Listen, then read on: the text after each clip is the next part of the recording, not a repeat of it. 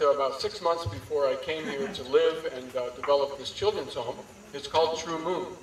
And on the cover you'll see a smiling moon, which is actually a photograph superimposed on this artwork of the smiling moon with two planets. I believe it's Venus and Mars. No, maybe it's Jupiter and Mars. And I'm going to tell you, if you would just for a moment turn around and look at the sky, right above you right now, you see the very same configuration, except there's only one planet. So we've got a winking moon instead of a smiling moon tonight.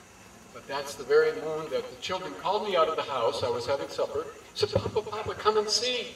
And here was the smiling face in the sky.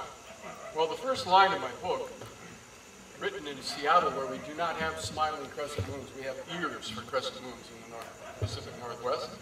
But the first line was, one night after many dark moonless nights when the stars shone brightly, a silver sliver appeared, a shy smile in the sky. And then I come to Cambodia and there's the shy, well, I don't know, is that a shy smile? A nice smile in the sky. Well, as the moon waxes and begins to travel across the sky, it gets bigger and bigger and brighter until eventually over Paris, he's so bright that he makes it look like it's day. He's getting pretty proud of himself. He appears in a moonrise of beautiful colors over New York Harbor. And he says the stars can twinkle and the planets can beam, but only I can flood the sky with light and bathe the earth. My light is so bright the stars fade into space unseen. Pretty boastful. Well, but then all of a sudden something begins to happen. He begins to wane and disappear. And he gets all those stars that had disappeared are now having a great time playing in the sky all night long. Pisces dancing around, and he's just gone. Well, he starts to come back over the blue mosque of Istanbul, and this time as he travels across the sky, he looks somewhat more deeply into himself as he crosses the Pacific, probably somewhere near Hawaii down.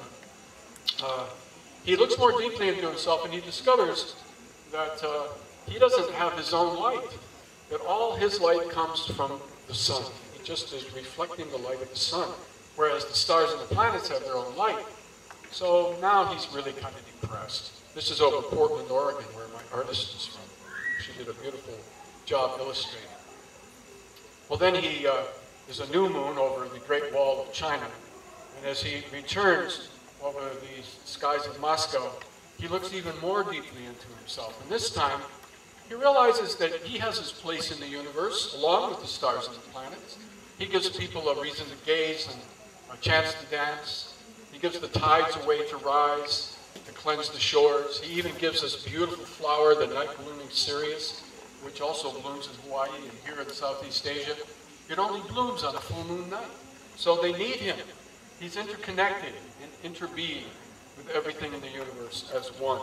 So now he's got a smile on his face again over the Mexican temples, and then over one of the greatest temples in the world, Angkor Wat. He becomes enlightened. The moon was blue no longer.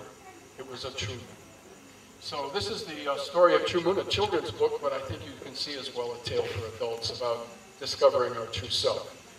Unfortunately, 2 weeks ago, 3 weeks ago, we sold our last copy. About 350 copies have been sold and benefit the children's home. But it is available online. So if you take your program and your flyer tonight and go to the website, there's a link for multimedia, and the book is, you can actually see several pages on the website, and you can order it online. So I hope that you might support the Children's Home with a purchase of this for your children, grandchildren, or whatever. True Moon. All right, that brings us to our next popular dance, folk dance. It's called the Fisherman Dance.